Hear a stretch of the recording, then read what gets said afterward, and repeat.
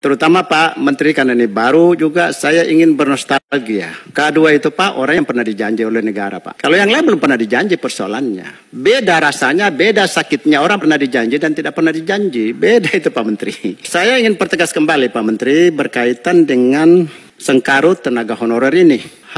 Memang nampaknya kita memang harus bijaksana ini. Terlalu banyak, terutama Pak Menteri, karena ini baru juga saya ingin bernostalgia. Kedua itu Pak, orang yang pernah dijanji oleh negara Pak. Kalau yang lain belum pernah dijanji persoalannya. Beda rasanya, beda sakitnya orang pernah dijanji dan tidak pernah dijanji. Beda itu Pak Menteri.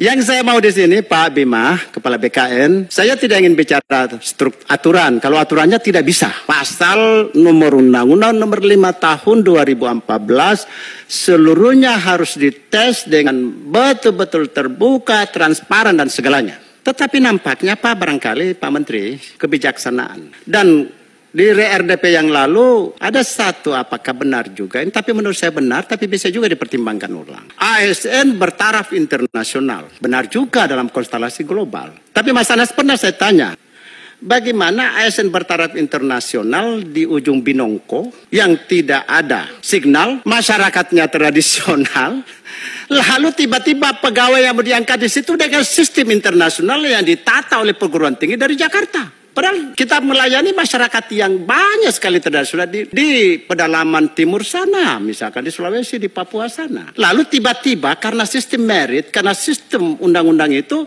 tesnya dibikin oleh para ahli-ahli di perguruan tinggi, sementara mereka dengan kualitas pendidikan antara Jawa, luar Jawa, Timur, tidak nyambung, tiba-tiba dikompetisikan full. Tidakkah lebih istimewa dan tidak lebih adilkah kalau penerimaan pegawai negeri misalkan PNS, atau penerimaan P3K misal, atau pengangkatan apa saja. Ada tes-tes yang disesuaikan dengan kondisi daerah, sebab kalau tidak, maka baru saja kita mekarkan Papua, maka yang untung di situ ada perlindungan di pasal-pasal itu yang diprioritaskan masyarakat Papua. Tapi kalau tidak, nanti orang kita lagi yang dari peradaban menurut cerita yang besar-besar dari sini akan mengambil alih peran pegawai negeri di sana.